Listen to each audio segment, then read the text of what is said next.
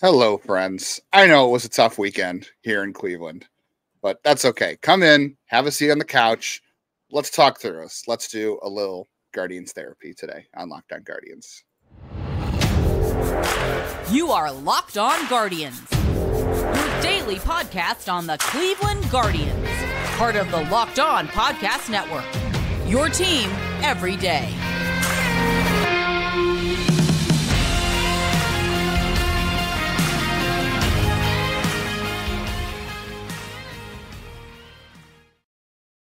We're going to get through it together, friends. I promise we will talk about it today. Before we have to talk about that, we have to talk about PrizePicks. This episode is brought to you by PrizePicks, the easiest and most exciting way to play daily fantasy sports. Go to prizepicks.com/LockedOnMLB and use code all lowercase LockedOnMLB for your first deposit match up to $100. Some free money will make you feel better.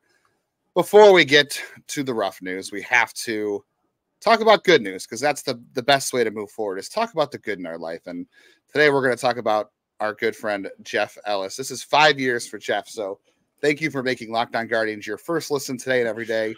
And thank you for listening to Jeff on the show for the last 5 years. Congrats, Jeff, on 5 years. I can honestly say that it's been, 2.5 years for me now, ish, closing in on that. Yeah. And you're a joy to work with every day. And I'm not just saying that because I have to. Jeff did Venmo me earlier, but it's okay. I still can say I'm doing it on my own accord. But it's I enjoy sitting down with you every night to talk about the Guardians, it's fun. You're a good person to do it with. It is legitimately fun to do with you. And I was just kind of curious to look how many episodes. So one thing I'll say is, throughout this network, we have seen, 17 Chicago Cubs hosts and things like that in my time, since I was one of the first people who came in. So it is kind of, I don't know, if I can be braggadocious for a moment, we're at 1,176. I've never had a month that I didn't do the minimum. I didn't have a month where I didn't, where I skipped a week. It's been consistent. So I want to thank everyone who's been consistent throughout the years. Big shout out to everyday our Booch _ BUCH. I always appreciate him. That him and his son listen, and it's part of their routine, and that's dating back years. So I don't know, that's a special one. So that's a nice one to shout out today amongst our everydayers. Hopefully I got his name wrong. If I didn't, as always, know that it's part of the joy of me having my ADD moments and getting things wrong. Speaking of things going wrong, should we just roll into the Shane Bieber of it all? Yeah, so if you live under a rock, this isn't us being negative either. Yes, this is the news of the weekend. Let's just be honest.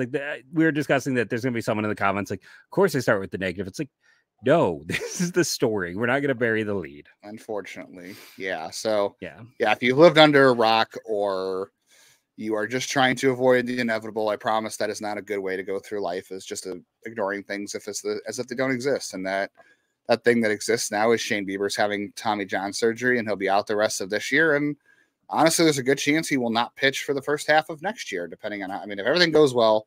Tommy John is a 12 to 14 month recovery process, and that's, again, if everything goes well. So, and it's 24 months to get back to health. And it's 24 months to get back to full health, because the first year back, guys' control is not good. Typically, it's downgraded.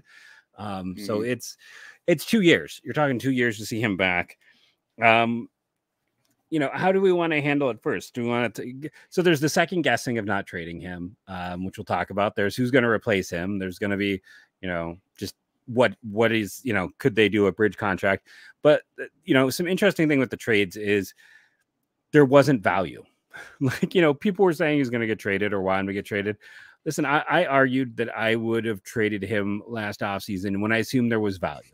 You weren't getting Heston Jerstad like people wanted at points this offseason. That wasn't happening. I don't know if you were going to get closer to the Quantrill return than the Corbin Burns return. I'm not saying you were getting the Quantrill return, but in the grand scheme, if we take, I don't know why those are the first two trades that came to mind. If you're talking Quantrill and Burns, because teams were afraid this was going to happen. They knew there was risk of Tommy John. They knew this is a pitcher who had missed 2 of the last 3 years. And I swear I read somewhere and I could not find it. So I'm just going to put this out there that I can't, if you can help me remember where I found this when I was reading frantically through articles on Saturday. There was talk that what they were offered in the offseason, they didn't think they would be able to then. It was only prospects. They weren't offered help for now. Whatever prospects it were wasn't going to net them at the deadline pitching help. So like if they traded Bieber now and then tried to use the same pieces, they wouldn't be able to get help at the deadline. So there just wasn't value because everyone knew this was a possibility. The 2 of the last 3 years, now 3 of the last 4 years, that stuff matters. And yes, I would have loved to have traded him before he got hurt last year when it was supposedly Manzardo and a whole bunch of other pieces. Like they still got Manzardo. I would have loved to have seen that before all the value fell and the wheels came off. But the simple matter was both him and McKenzie, we'll see, but we might be spending this year talking, at some point this year, like, man, we lost all of last year and they should have just had surgery then. Yeah, I hope we don't talk the same thing about McKenzie because that's the same problem.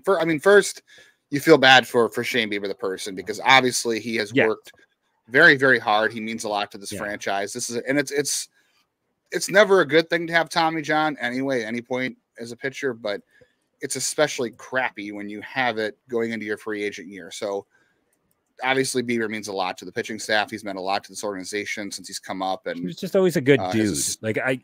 He was one of the nicer dudes I met in the minors.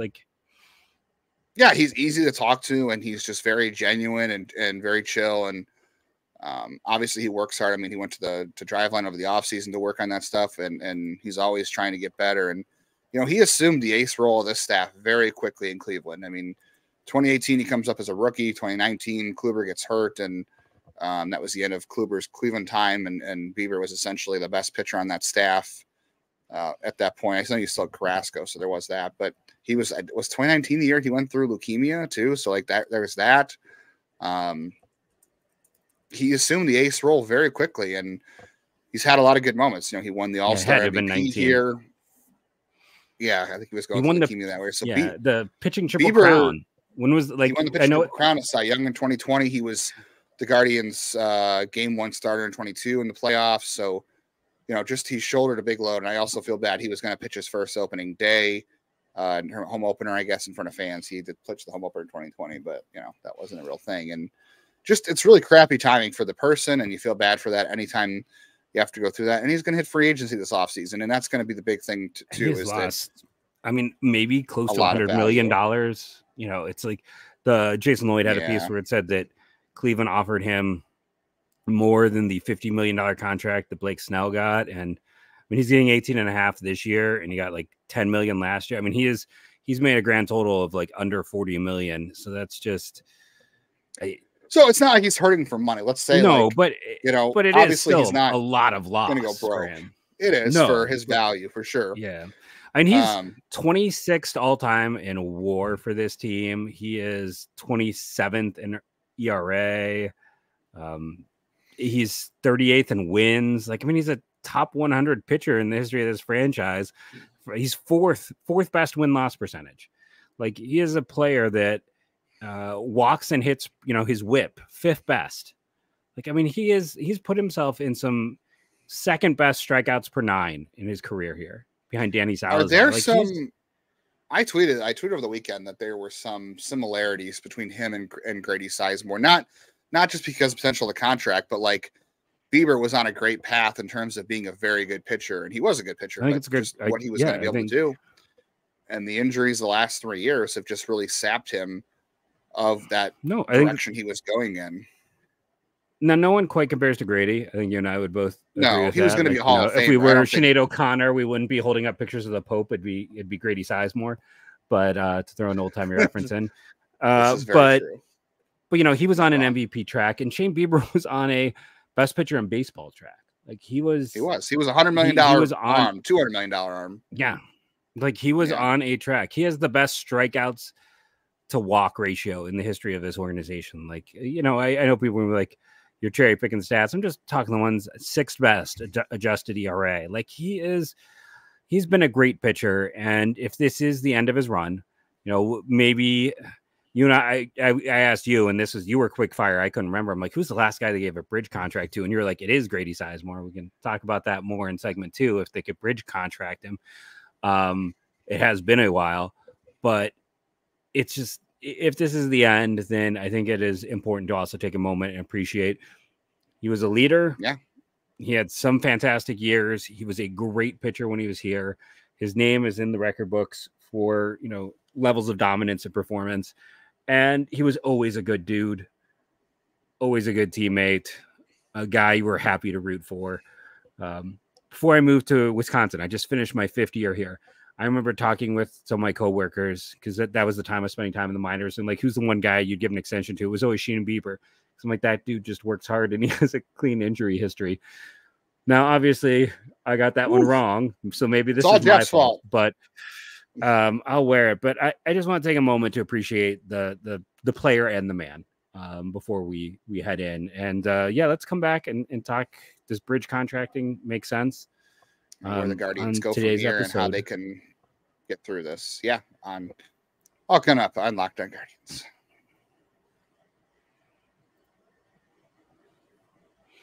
PrizePicks daily fantasy. So PrizePicks is you versus numbers. You don't have to worry about best possible team. The great lie of daily fantasy is that anyone can be successful. That's not true. When you are putting together a daily fantasy team, if you don't know all the numbers, if you're not crunching spreadsheets, you're probably going to lose out. That's what makes PrizePicks great. Is it's not that. You were just sitting there, you versus the numbers. It's as easy as more or less. You pick a stat category, you can go more or less. Will this guy have more strikeouts or less strikeouts? More hits, less hits, home runs? All that. It's just the fun of it. Right now, they are having a playoff action, win up to 100 times your money on PrizePicks as the world's best players take the game to a new level during basketball's postseason. Playoffs begin April 20th, playing rounds 16th, 17th, and 19th.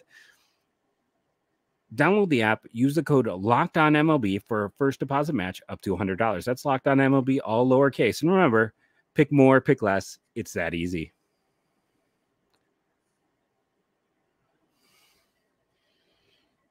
Guardians are back in action on Monday. It is the home opener. It is the Eclipse home opener. You can catch all the action on your Sirius XM app by just searching Guardians to hear Tom Hamilton and Jim Rosenhaus do all the play-by-play in that one. We'll see how the people are handling the Eclipse so far. It hasn't been a big deal in where I live, where it was supposed to be. Again, I'm in Wisconsin. There's a lot of kids that are just out tomorrow. Like, they are driving to Indiana to get the full schools exclusion. Are closed in Ohio tomorrow. So they won't close for the home opener, but they'll close for the Eclipse. Yeah, my wife doesn't have school, and we're a teacher, and I mean we're not full on. I plan to take my Eclipse classes. We plan to go out, but then it's state testing the rest of the week. So it's still I don't know. It feels like a bad. Feels like a bad analogy to have a total eclipse of the sun before we have to test our students' overall knowledge. But Bieber, let's go back. Let's go back to Shane. I don't know what the odds are of a bridge contract because let's be honest, that's what's. Yeah, I think it feels a little bit low. I think the odds have gone up in terms of him pitching here next year because obviously the way he was pitching, which first of all, to wrap up the conversation on just the guy himself.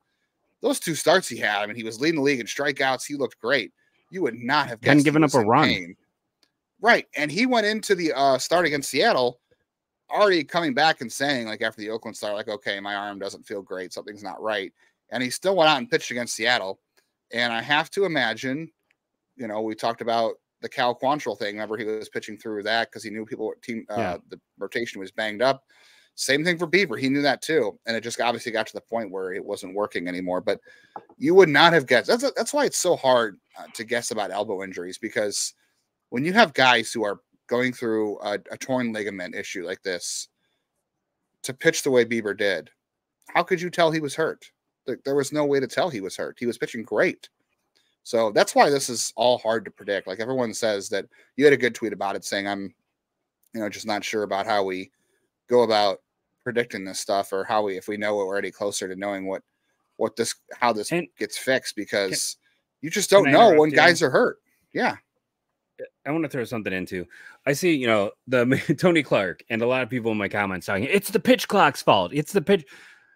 Can I point out that like arm injuries are happening more and more to 16, 17, 18-year-olds, and like most guys before they get to college have already had an arm surgery. Mm-hmm. If they haven't, they often have one in college. Very few guys get through high school and college and don't have arm surgery, and there's no pitch clock.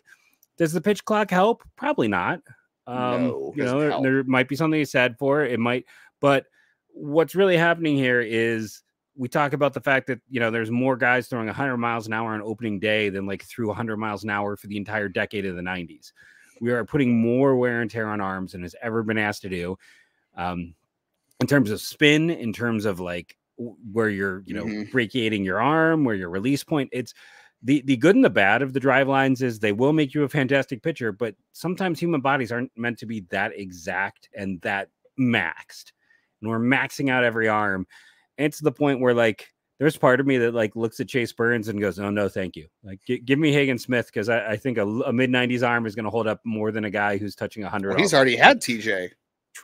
Yeah, Hagen Smith's already had it. So at some point, you'll probably have to have a second one. That's just the fact. The second one. It's a very unfortunate fact. That is baseball anymore, unless we, and you can't change it because it's almost like steroids. It's not a natural motion. Before I get myself in trouble, the way it's like steroids is like there are going to be guys who are willing to hurt themselves to make it, who are willing to go and do the payday. So, and it's not illegal to max out what you're doing. Like, so there's going to be there's no way to monitor it, even if like, hey, you're not allowed to do max work anymore. You can't monitor it. So there's nothing you can do. So arms are going to just keep falling off. Like this is baseball now. You need to be 10 deep with your starters, and guys are going to get hurt. And I had a lot of people like, oh, does this mean Cleveland should take a pitcher high? No, to me, it means the opposite. It's the opposite. You can't count on You can't count on a pitcher in that first 6 years giving you more than 3 to 4 years typically. First of all, anybody who's saying that based on the Bieber situation, I think is looking at it from the wrong standpoint, because Chase Burns is really talented, and Hagen Smith is really talented, but nobody, even the Bryce Harpers, even the Steven Strasburgs, who, you know, he's a great case for this too. No matter how good the player is, you never draft a pitcher or a player and assume you're drafting him for an immediate need. You know what? Nobody drafts for immediate need in general, but you never, even if you really are really high on a guy, you don't assume, well, Chase Burns will be up in someone's bullpen and this sometime next year. Like, that's the hope. You can hope that and you can think that, but you cannot assume based on drafting that. And everyone's like, well, we still need minor league depth. They do, but that's not impactful depth. Like having a Chase Burns at Lake County or Akron in 2025 is not going to help you right now, and it's not going to help you depth-wise next year, because again, if he comes up to the major leagues, that's a 100% percentile outcome. Like, that's the best you can do, and there are so many snags you can hit along the way, especially with pitchers, as we can see. And when you get a guy like that, you just assume that, okay, we have 6 years, you know, maybe if we play the service time game, 7 years of service time. Okay, well, one or two of those years, you're giving up to Tommy John, possibly. Like, you know, that was your big fear with Tristan McKenzie, right? Like, is that, you know, he gets to the major leagues. Okay, you get 6 years or 7 years of them, but at least one, if not two of those years impacted by Tommy John. That is just the reality. Right. But this is also it's funny because we see so many complaints right now about how the things were handled. You know what my only complaint was with this situation? All I could think about after it happened was, man, this is why I wish they were more aggressive with Parker Messick. Was my big. Yeah, and he had a dominant start again in Lake County, and he's not in Akron. He's ready for Akron. He was ready for Akron last year. I'm like, that was my complaint. Maybe this is I'm too in the weeds on this team, but mine was like, man, Parker Messick should already be in Akron. He was. That was my complaint, because it was a no-win scenario with Bieber. It was a no-win. I am totally, no matter what happened, they would trade him and people complain because they sold off another talent and they didn't get enough back, or they kept him and had nothing. You know, they couldn't do anything there. I don't think and the reason I don't think a bridge contract will occur is because we know, again, with pitcher arms, it's not till year 3 that he's 100% back. So those bridge contracts are often paying him like 2.5 and then like 18 million in the next year or something like that. They're kind of weird. So it'd be essentially probably wouldn't come back till July or August of next year. So you'd be paying him like 2.5 for next year, and then 18 in year 3. So I guess maybe I wasn't thinking at it quite fully. There's maybe the structure is not. Yeah, it depends on the structure. But I also think like someone like the Dodgers will be willing to give him this if they believe. And I've always thought he wanted to go to the West Coast. The Dodgers make a lot of sense, I think. Yeah, so it's going to be hard. Have so to many see. injured pitchers there as well. So yeah, so they're always just banking on one of the guys coming back when one of the guys goes down because they continue to play that game because they can afford to play that game. Yeah, I mean the odds definitely went up. The way he was pitching before he was hurt, which obviously he was hurt the first 2 starts anyway, which again makes this all crazier. Is that the way he was pitching, he was either getting traded for a good package or he was going to be gone at the end of the year for greener pastures and you get the draft pick. So the odds technically did go up of him pitching in Cleveland in 2025.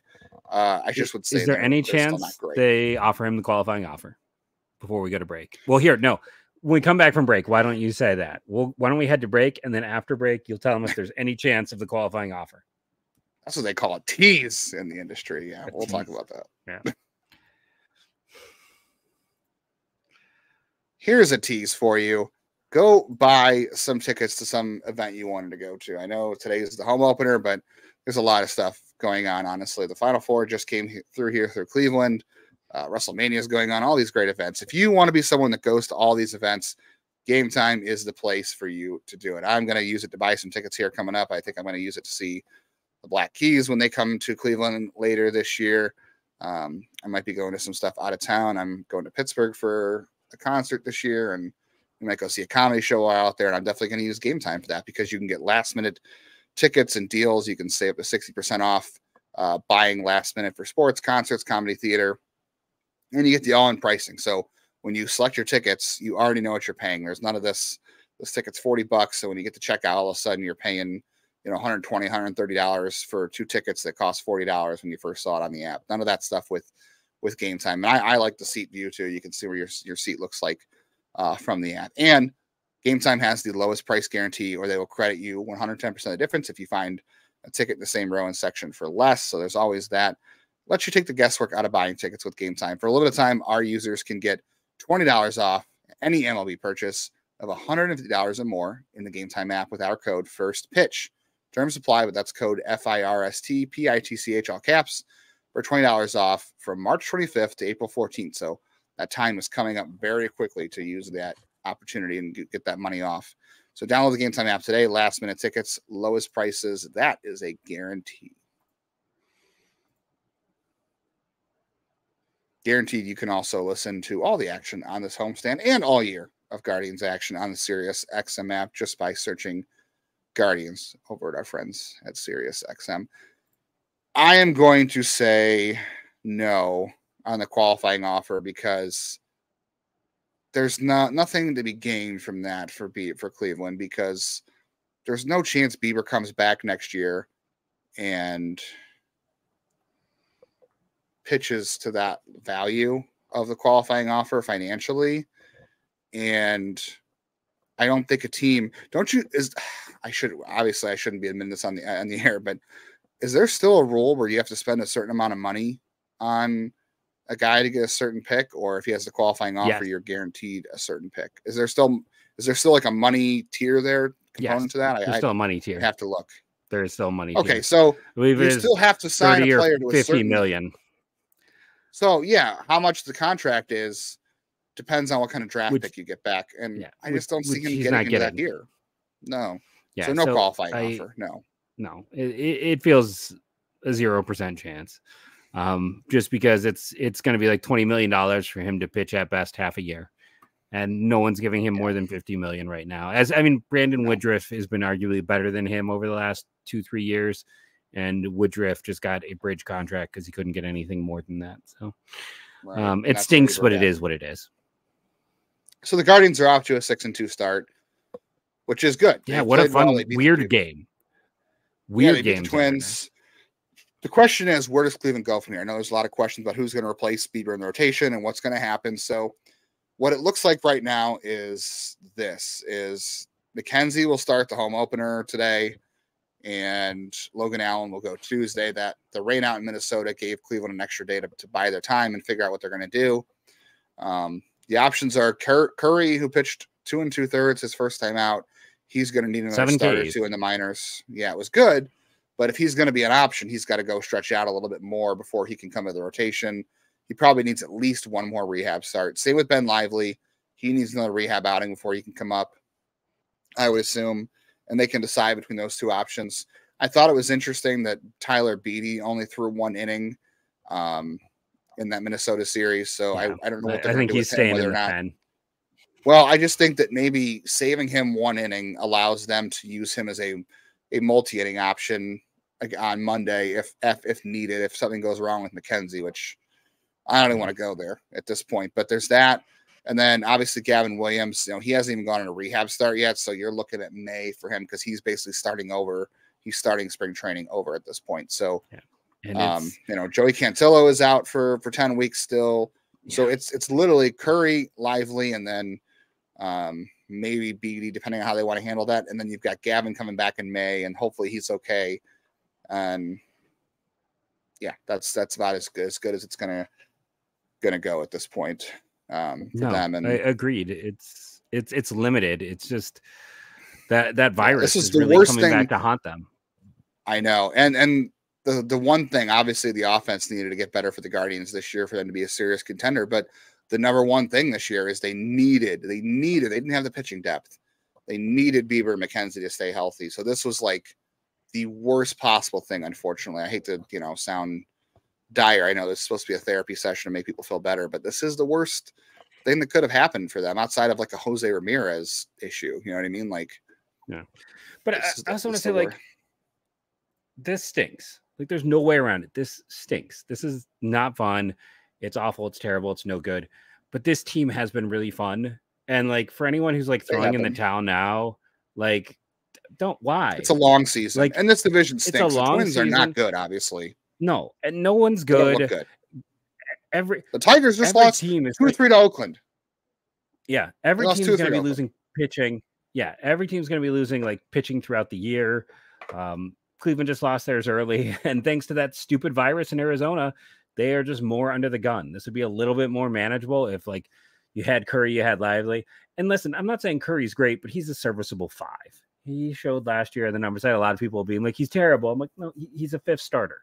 He's a swing 5th. He's fine in that role. Ben Lively, he's got options in life, but also, let's be honest, Cincinnati didn't keep him up all year, and they were desperate for pitching. The one thing I'll say, though, that game on Sunday was that Minnesota had hits in the 1st and the 9th inning. 10 walks, I think, when you count the hit batters. It was a crazy nutso game, but boy, did the bullpen step up again. Yeah.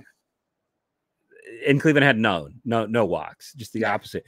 But good navigation. I don't know. This bullpen, I don't know. In Carrasco, of course, only goes 3. Strikes out 6 and a positive sign there, but it can only go 3. Another, he's, it just he does not have the command where it needs to be able to go deeper into games right now. But the bullpen, again, does its job. And it's going to be interesting as guys get healthy because everyone's been kicking tail in that pen. And that pen is a lot of fun. I don't know if you can trade a pen arm for a starter somewhere, but it's, this is where Leftwich kind of stalling out last year hurts. This is where not being as aggressive with Messick as they were with the rest of their guys kind of stings. I was texting you today about how, I don't have the time to talk about how good Ross Carver and Andrew Walters looked. And I'm like, why is Carver not a starter? Because we need all the starting pitching depth. Yeah, we'll get there. But my other question here too is great pen arms. Yeah. Like, that's the thing. They're just loaded with the pen. Yeah. The biggest question, obviously, we're kind of low on time at this point, but my biggest question is this is how Vogt handles this, because this is a hard blow for the team. As a first-year manager, this is very difficult too. You've still got a young team. You're a first-year manager, and your ace goes down for the year, and very brutal to handle. So I'm very curious to see how this team responds with Vogt at the leadership. Because say what you want about Tito, but when this team suffered with bad news, his message was always very good. This team believed in him, saying that, like, the 2016 playoffs is a great example. Is this sucks. No point in lying about it. This sucks. But his message was, we can either feel sorry for ourselves or we can try to figure out how we're going to get through this and handle it together. And again, for all the people who want to complain about Tito, I do understand the points that they don't like about him. But these are the situations where Tito really thrived. Was you could count on him to keep the clubhouse together, to deliver the right message, say the right thing. And I'm not saying Vogt won't circle the wagons like no other. He sure could. Yeah, he's the Buffalo Bills of managers. Although he's won a World Series, so just not here. But I'm not saying Vogt can't help make this team handle this. It's going to be tough, but this is just one of those situations where having a Tito really helped out, because this is a hard thing to go through, and I'll be curious to see how Vogt navigates this going forward. And they responded fine Saturday. I mean, David Fry hits the 3-run homer. The bullpen makes that stand up, and Fry's the catcher in that game, no less. So he essentially, I know the umpiring in that game wasn't great.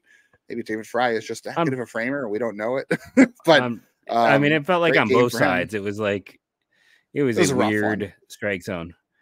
Yeah. So I don't know how they navigate this in the clubhouse, but I mean, they at least looked like they were able to survive it on Saturday. The day off on Sunday may be good for them, considering the pitching situation. But yeah, I will be very interested to see how this team responds. It's a long season to go, and right now the depth's not good. And hey, now it's team ace Tanner Bybee. Maybe if we're lucky, Carlos Carrasco will find a way to turn back the clock and become the leader of the pitching staff. I don't know. Like, we're just trying to hope for good things at this point. But I said 2025. You're not gonna hear me talking about cutting him anytime soon again. So that's done. Yeah. That went away. But yeah, now your ace is Tanner Bybee. The young guys have a lot of pressure on them to step up. That's hard to do. I mean, arguably, you and I thought that was going to be the case before the year began. Not arguably, like you and I thought that he was ready to step up and was going to be the dude. Well, now it has to be. You know, we're going to spend more time. Well, hopefully, we're going to spend more time. No undue pressure. Yeah, we're going to spend more time paying attention to how guys are doing in AAA than we did a year ago when it comes to pitching. And I'm just going to do the quick disclaimer. It's a terrible park for pitchers, so don't read too much into it. But yeah, for sure. Right now, this team is, we're almost out of time, but this team is being incredibly tested early. It's not just Bieber, it's Curry, it's Lively, it's Henches. It's a lot of guys they were counting on missing time, plus then Cantillo missing time. If they can get through this and they're still contending, like, I'm going to feel very good. That says something. I agree. It's a lot on them. It is. It's going to be, there's still a lot of season to go. So a lot of things can happen. We're going to learn a lot either way. Some good, some bad, but we are going to be here with you through it all. We are here 5 days a week covering your team every day. If you're at the home opener, if you're going to the home opener, if you're going to be off the Eclipse, stay safe, enjoy yourself. Hope for a Guardians home opener win. We'll talk about the home opener on Tuesday, and we'll try to get to some Guardians minor league updates, because there was some interesting stuff over the weekend in the minor leagues. And it was a heck of a weekend in college baseball that we've got to talk about some MLB draft stuff. Yeah. So you can look forward to that all week on Locked On Guardians. Thank you again for joining us. Remember to join us daily. I already gave a shout out to every day. Rate and review, download. We haven't had an iTunes review in a while, so someone could do that, but I appreciate it. Thank you. And go Guardians, go. Keep winning.